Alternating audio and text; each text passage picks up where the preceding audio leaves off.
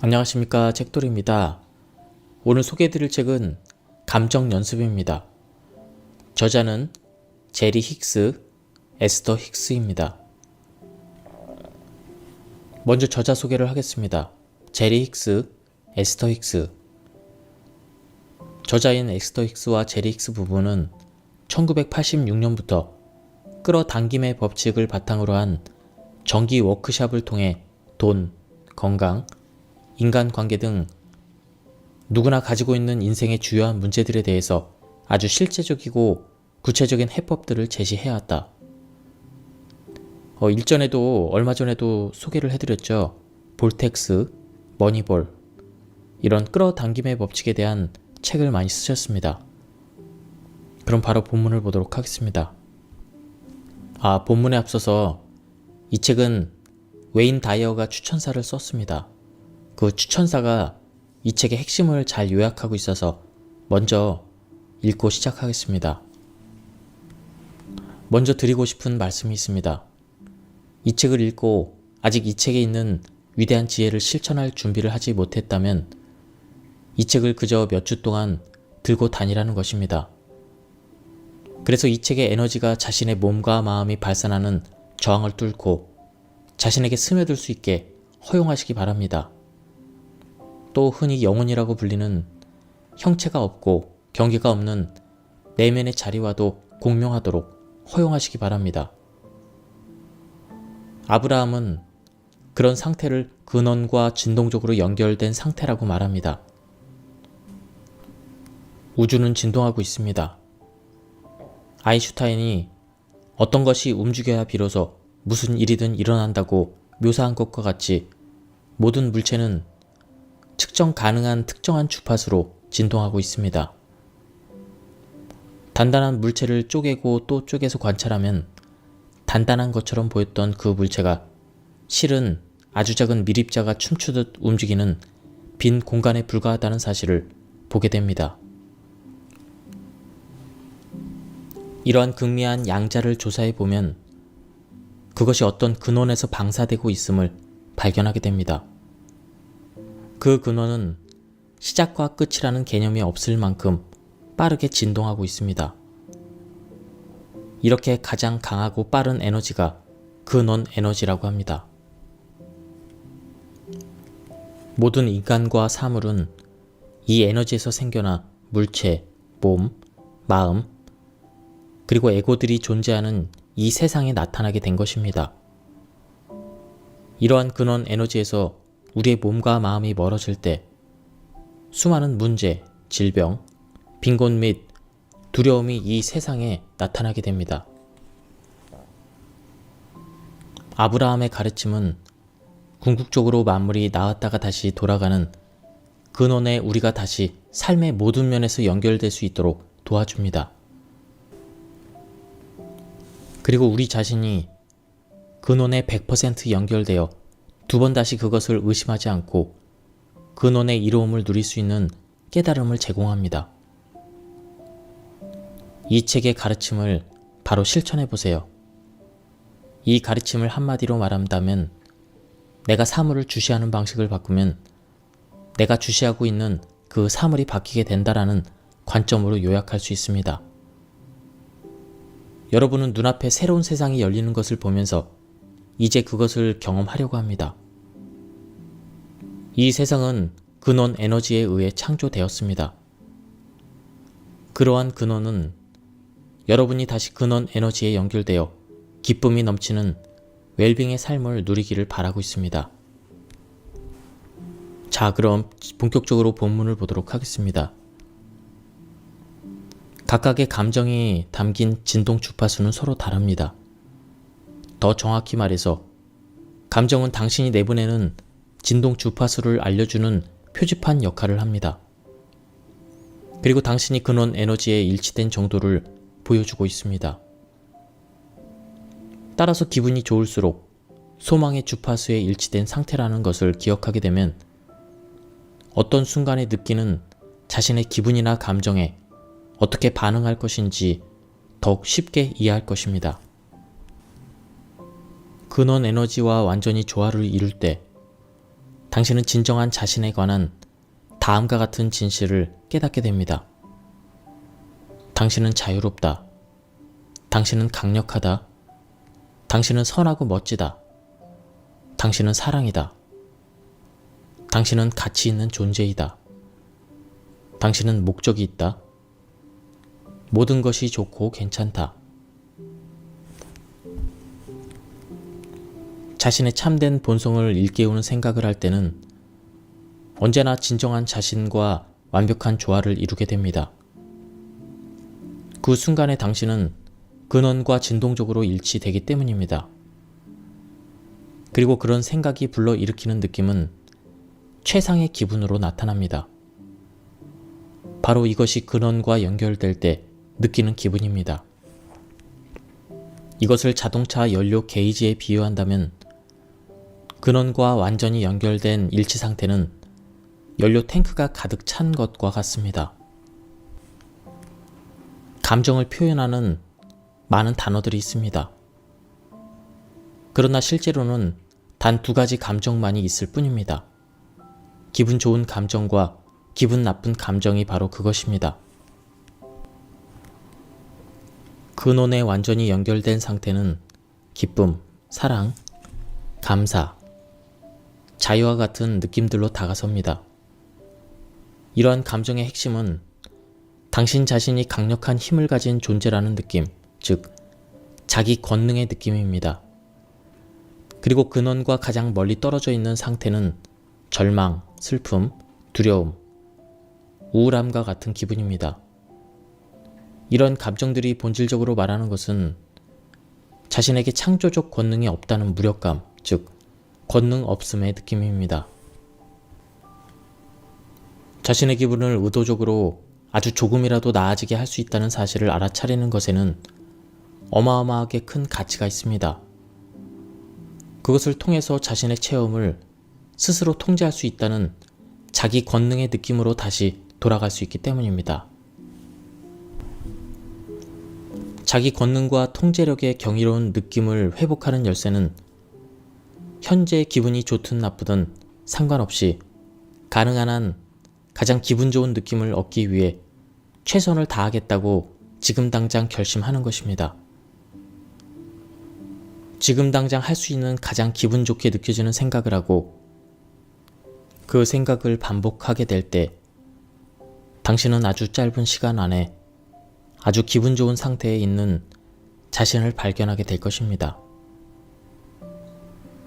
나는 지금 당장 가능한 가장 기분 좋은 생각을 찾아낼 것이다. 나는 더 편안하고 더 편안하고 더 편안해지는 안도감을 느낄 것이다. 기억하십시오. 경로는 우울함이나 슬픔, 절망, 두려움, 죄책감, 무력감보다 더 편안한 안도감을 줍니다. 복수심은 경로보다 더 편안한 안도감을 줍니다. 화는 복수심보다 더 편안한 안도감을 줍니다. 비난은 화보다 더 편안한 안도감을 줍니다. 압도감은 비난보다 더 편안한 안도감을 줍니다. 짜증은 압도감보다 더 편안한 안도감을 줍니다. 비관은 짜증보다 더 편안한 안도감을 줍니다. 희망은 비관보다 더 편안한 안도감을 줍니다.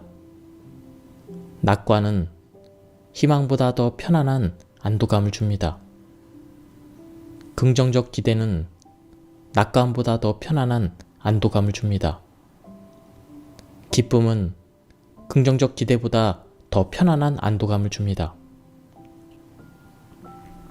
일단 개선된 감정이 가져다주는 더 편안한 안도감을 지속적으로 느끼겠다고 확고히 결정하게 되면 대부분의 시간 동안 더 기분 좋게 느끼고 있는 자신을 발견하게 될 것입니다. 아주 심하게 우울한 사람이 화가 나는 생각을 하면 마음이 더 편안해집니다. 이 사실을 발견하고 화나는 생각을 의도적으로 선택하는 것이 중요하다는 사실을 깨닫게 된다면 그는 그 순간 자신의 내면에 느껴지는 권능의 감각을 회복하고 우울함에서도 벗어날 것입니다. 물론 화난 상태에서 계속 머무르지 않는 것도 중요합니다. 그렇지만 무엇보다도 이제 그는 화라는 자리에서 그보다 좀 더 편안한 느낌인 좌절 속으로 접근해 갈 수 있습니다. 아직 감정에 대한 진동적인 내용을 이해하지 못하는 사람들은 화내는 것을 아주 못마땅하게 생각하고 충고합니다. 사람들은 이기적이게도 당신이 차라리 화를 내는 것보다는 이전에 무기력하고 우울한 상태로 지내기를 바랍니다. 보통 우울함은 당사자 내면에서 조용히 진행되지만 화는 종종 주변에 있는 누군가를 향해서 표출되기 때문입니다. 이제 당신은 다음과 같은 진실을 알게 될 것입니다. 나는 근원 에너지가 물질적으로 표현된 존재이다. 그리고 생각을 확장시켜 미지의 새로운 가능성을 탐험하는 기쁨을 맛보기 위해서 이 물리적인 몸을 입고 창조의 최선단에 있는 이 시공간 현실 속으로 들어왔다. 무언가를 숙고하거나 회상하거나 또는 상상할 때 당신 안에는 어떤 진동이 활성화됩니다. 그리고 그 생각으로 돌아올 때마다 그 진동은 다시 활성화됩니다. 그 생각을 더 자주 반복할수록 그 진동은 당신에게 더 친숙해지고 더 쉽게 활성화됩니다. 마침내 그것은 당신 안에서 주도적인 진동으로 자리 잡게 됩니다. 그래서 그것이 당신의 진동적 경향을 주도하게 될 때 그 진동에 일치되는 것들이 당신 삶 속으로 등장하기 시작합니다. 당신이 어떤 진동을 발산하고 있는지를 알 수 있는 두 가지 확실한 방법이 있습니다. 첫 번째는 자신의 삶에 어떤 일이 일어나고 있는지를 주의를 기울이는 것입니다. 자신이 초점을 맞추었던 것과 삶 속에 구현되는 것은 언제나 진동적으로 일치하기 때문입니다. 두 번째는 지금 자신의 기분이 어떤지에 주의를 기울이는 것입니다. 감정은 자신이 어떤 진동을 발산하고 있는지, 그리고 자신이 무엇을 끌어당기고 있는지를 끊임없이 알려주고 있기 때문입니다. 자신이 지금까지 가져왔던 생각과 느낌, 그리고 삶 속에서 구현되고 있는 것과의 상관관계를 알아차리는 일은 굉장히 유익합니다.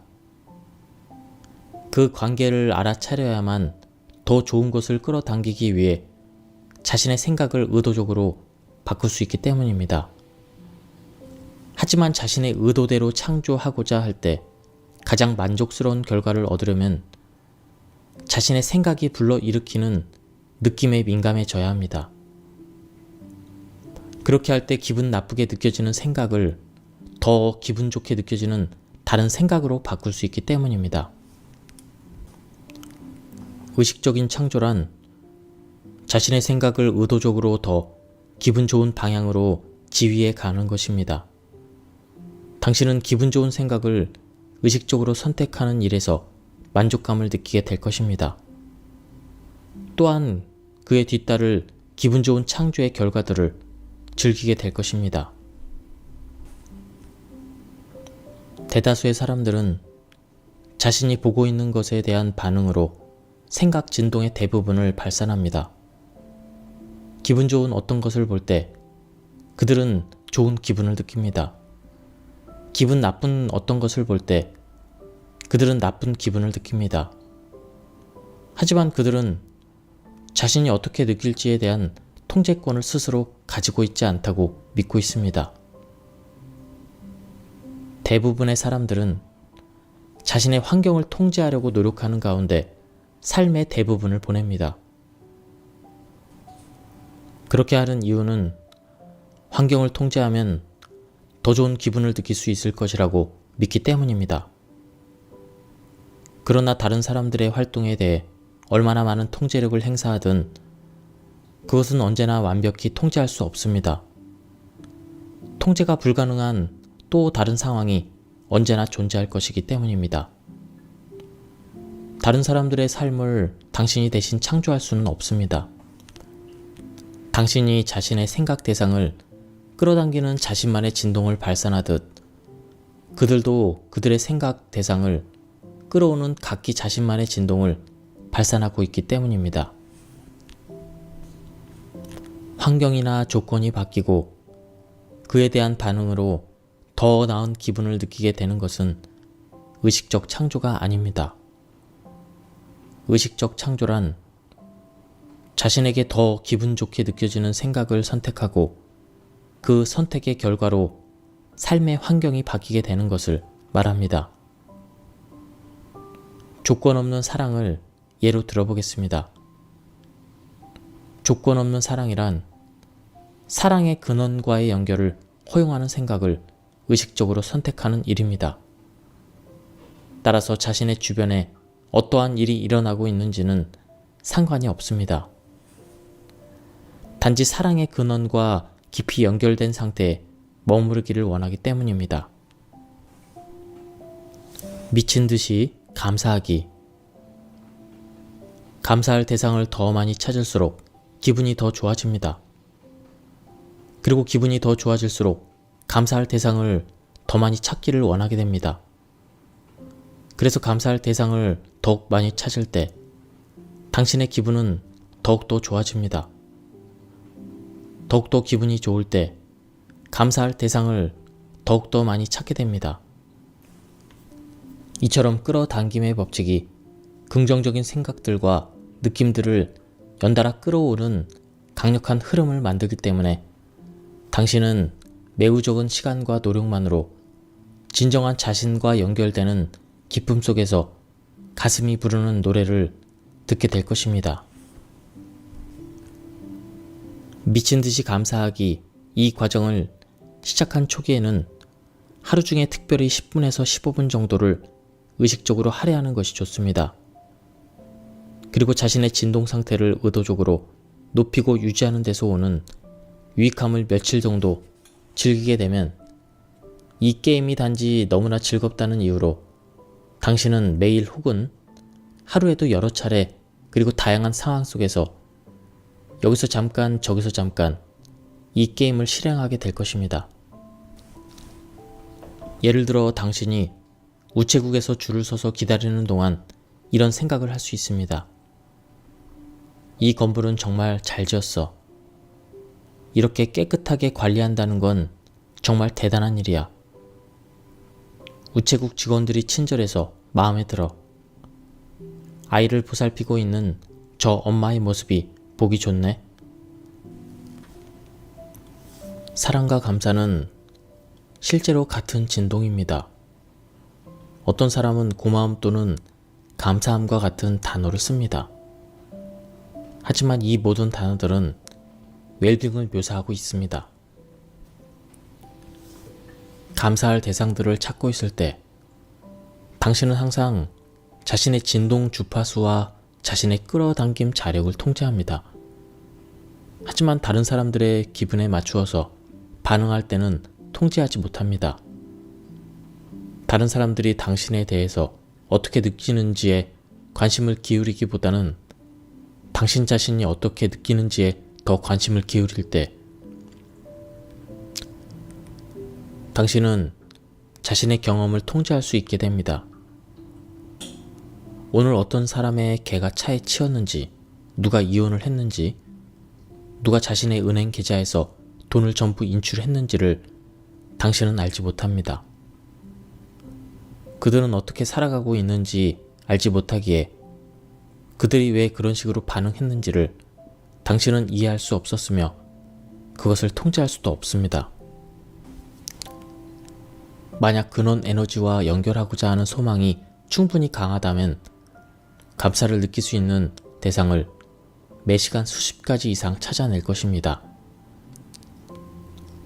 누군가가 당신을 무슨 이유에서건 또는 어떤 방식으로든 적대시할 때 그것은 전혀 문제가 안 된다는 사실을 반드시 기억해야만 합니다. 그렇지 않으면 당신은 방어적이 될 것입니다. 방어적이면서 동시에 감사한다는 것은 불가능한 일입니다. 당신이 감사하기에 집중하고 있을 때 곧바로 감사하게 될 일이 찾아올 것입니다. 하루를 살아가는 동안 자신이 원하지 않는 것을 알아차리면 원하는 것은 더욱 명확해집니다. 그리고 당신은 지금 미친 듯이 감사하기를 실행해가고 있기에 원하지 않는 것을 쉽게 알아차려서 원하는 것에 다시 초점을 맞출 수 있습니다. 이제 당신은 태어날 때 원래 의도했던 실제적인 능숙한 창조자가 된 것입니다. 당신은 부정적인 감정 속에 있는 자신을 발견했을 때 긴장을 풀기를 원하며 자신을 너무 탓하지 말기를 바랍니다. 부정적인 감정은 당신이 진정한 자신과 조화로운 상태가 되기 위해서 약간의 방향 전환이 필요하다는 사실을 알려주고 있는 신호라는 점에서 도움이 됩니다. 번영 게임. 이 과정은 수표를 발행할 수 있는 가상의 계좌를 개설하는 것으로 시작합니다. 다시 말해서 실제 은행 계좌는 아니지만 실제 계좌인 것처럼 입금 전표와 출금용 수표를 발행하는 것입니다. 첫째 날에 100만 원을 입금합니다. 그리고 그 돈을 전부 사용합니다. 다시 말해 자신의 계좌 기록부에 100만 원을 입금 기장하고 수표를 발행해서 그 돈을 쓰는 것입니다. 이 게임의 요점은 자신이 사고 싶은 것을 생각해 보는 데서 재미를 느끼는 것과 그리고 수표를 실제 발행하는 과정을 즐기는 것에 있습니다. 수표의 메모란에는 무엇을 사는지 간단히 쓰십시오. 예를 들면 아름다운 만년필 또는 멋진 조깅화 또는 헬스클럽 회원권. 그 돈을 오늘 전부 쓸 수도 있고 나중을 위해 일부를 저축할 수도 있습니다. 내일이 되면 다시 또 새로운 입금을 할 것입니다. 둘째 날은 200만 원을 입금합니다. 셋째 날에는 300만 원, 넷째 날에는 400만 원, 50일째가 되면 5천만 원을 입금합니다. 300일째는 3억 원을 입금합니다. 만약 1년간 매일 이 번영 게임을 실행한다면 당신은 총 660억 원 이상을 입금하고 또 돈 전부를 사용하게 됩니다. 당신은 상상하는 능력이 강화되는 데서 오는 유익함을 얻게 될 것입니다. 다시 말해서 몇 주 정도의 이 게임을 실행하게 되면 그만큼의 돈을 쓰기 위해서 실제로 집중하기 시작하는 자신의 모습을 발견할 것입니다. 그렇게 함으로써 당신의 상상력은 어마어마하게 확장될 것입니다. 이 게임을 오래 실행할수록 당신의 상상력은 더 크게 확장됩니다. 상상력을 이용해서 수표를 발행하고 메모란에 기재하는 그 일에 집중을 하게 되고 또한 마음껏 써도 과다 지출을 걱정할 필요가 없기에 수표를 발행할 때 저항감을 느끼지 않습니다. 따라서 당신은 원하는 것을 성취하는 데 있어 필요한 모든 것을 얻게 됩니다. 그저 놀이하듯 즐기십시오. 자신이 원하는 만큼 실행하세요. 하지만 중요한 것은 자신의 상상력을 훈련하는 데 최선을 다하라는 것입니다. 번영 게임을 즐겁게 실행하면 재정 상태뿐만 아니라 삶의 모든 면이 개선됩니다. 이 게임은 당신이 원하는 것들과 일치되는 진동을 활성화되도록 도울 뿐만 아니라 원하는 것들이 삶 속으로 들어오도록 허용하는 일에 더 많은 시간 동안 집중할 수 있도록 도울 것입니다. 이 게임을 실행함에 따라 당신은 원하는 것을 더 기대하게 되고 더욱 확장된 진동을 발산하게 됩니다. 그러면 변화된 당신의 진동에 반응해서 소망의 물리적 구현이 구체적으로 일어나기 시작하게 됩니다. 우리는 이것을 절대적으로 약속할 수 있습니다. 꿈을 평가하기. 어떤 꿈을 꾸었을 때 그 꿈은 자신이 해왔던 생각과 항상 일치합니다. 따라서 모든 꿈은 사실상 자신의 창조물이기에 자신의 생각을 통해 창조하지 않는 어떤 것에 대해 꿈꾸는 일은 불가능합니다. 그것이 꿈속에서 구현됐다는 사실은 자신이 그것에 대해서 생각을 상당히 많이 했다는 것을 의미합니다. 만일 기분 나쁜 꿈을 꾸었다고 하더라도 걱정하지 마세요. 그 꿈을 통해서 자신이 원치 않는 어떤 것을 주시하고 있다는 사실을 알아차린 것에 감사하십시오.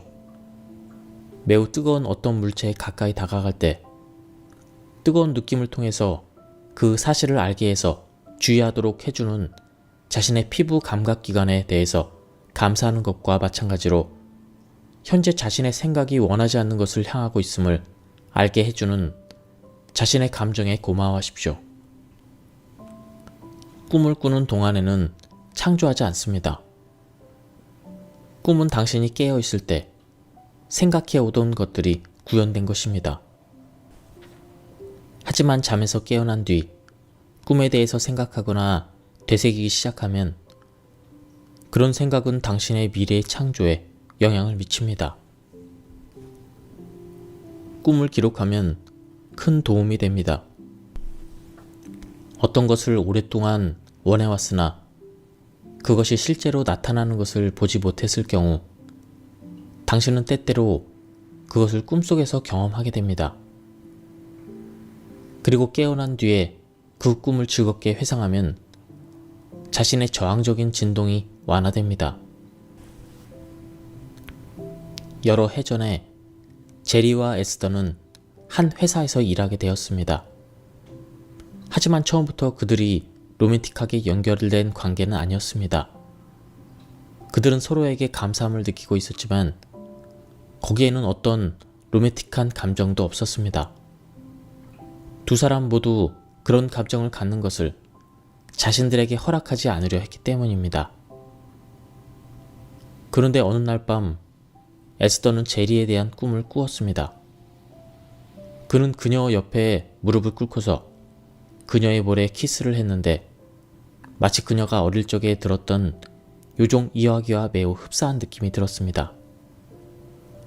그녀의 얼굴에 그의 입술이 닿았을 때 평소와 크게 다른 느낌이 그녀 안에서 소용돌이치기 시작했습니다.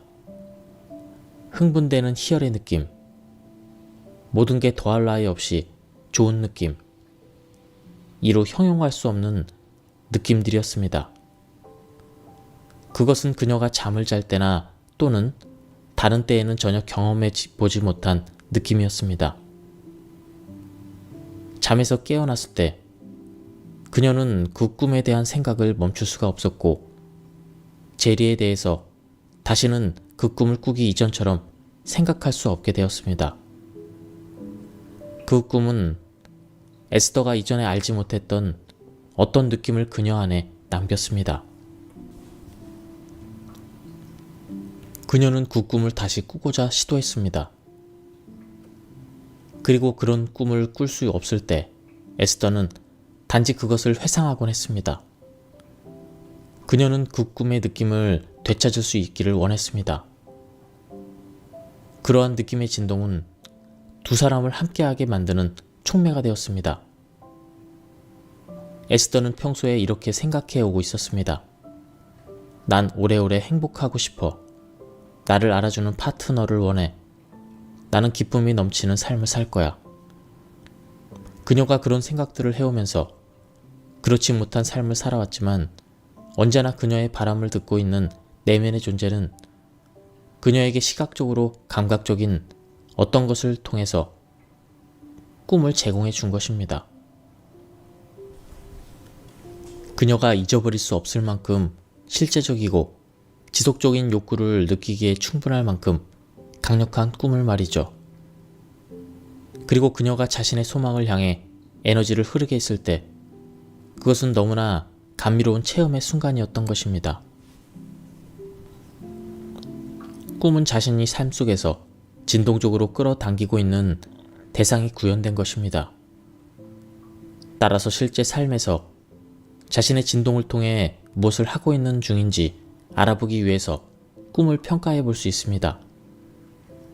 꿈은 장차 일어날 일을 살짝 엿보게 하는 일종의 예고편입니다. 따라서 꿈의 내용을 평가해 보면 현재 자신이 무엇을 끌어당기고 있는지 알 수 있습니다. 긍정 노트. 제리와 에스더는 텍사스의 오스틴에 있는 한 호텔에서 워크숍을 개최하곤 했는데 그 호텔의 관계자들은 그들이 간다는 사실을 매번 잊어버리는 것 같았습니다. 심지어 계약서에 사인을 했고 행사 당일에는 확인 전화까지 하고 가는데도 불구하고 그들이 도착하기만 하면 프런트의 아가씨는 언제나 당황한 듯 행동했습니다. 그리고 그때서야 워크숍에 필요한 것들을 준비하느라 허둥대었습니다. 결국 에스더가 우리에게 말했습니다.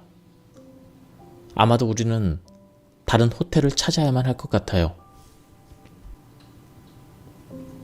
그래서 우리는 말했습니다.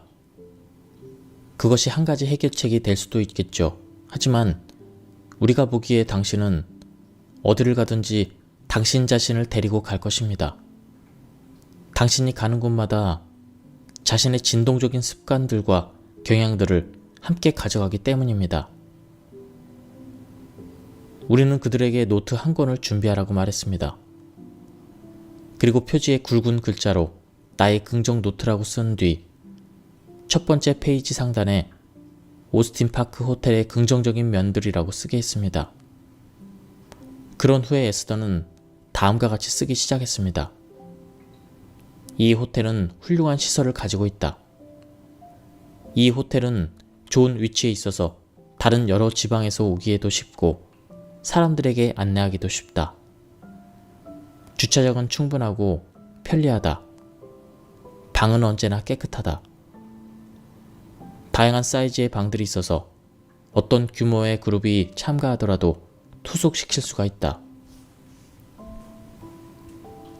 이런 사항들을 글로 써내려갔을 때 어느덧 에스더는 자신이 왜 새로운 호텔을 찾으려고 생각했는지 의아해했습니다. 다시 말해서 긍정적인 면들을 주목함에 따라 그녀는 그 호텔에 대해서 기분 좋은 느낌을 갖게 되어 그 호텔의 좋지 않은 면들은 더 이상 끌어당길 수 없게 된 것입니다. 바꿔 말하면 노트에 의도적으로 긍정적인 면만을 쓰게 된 덕분에 에스더는 더 이상 그 깊은 구덩이에 주의를 두지 않게 된 것입니다. 어떤 행동을 할 때 당신은 두 가지 방식을 바라볼 수 있습니다. 내가 이런 일을 하면 이런 좋은 일이 일어날 거야. 또는 내가 이런 일을 하지 않으면 저런 나쁜 일이 일어날 거야. 첫 번째 태도는 긍정적인 지점에서부터 행동하도록 당신의 영감을 고취시킵니다. 두 번째 태도는 부정적인 지점에서부터 행동하도록 당신을 자극시킵니다. 긍정 노트 과정은 당신이 어떤 소망을 갖고 있든 상관없이 부정적인 지점에서부터의 자극이 아닌 영감에 고취된 긍정적인 느낌을 통해서 소망을 끌어당기는 자리로 당신을 점진적으로 데려갈 것입니다. 10만원 지갑 게임. 이 에피소드는 머니 룰에서도 소개된 내용입니다. 보도록 하겠습니다. 현대 사회에서 돈보다 더 큰 관심을 불러일으키는 주제는 없을 것입니다. 많은 사람들은 자신이 그렇게 하고 있는다는 사실을 깨닫지 못한 채 돈이 충분한 상태보다는 돈이 부족한 상태에 초점을 맞추고 살아갑니다. 따라서 그들은 자신이 소망하는 것이 무엇인지 알고 있음에도 불구하고 소망이 이루어질 수 없는 자리에 그들 자신을 계속 붙잡아 두고 있습니다.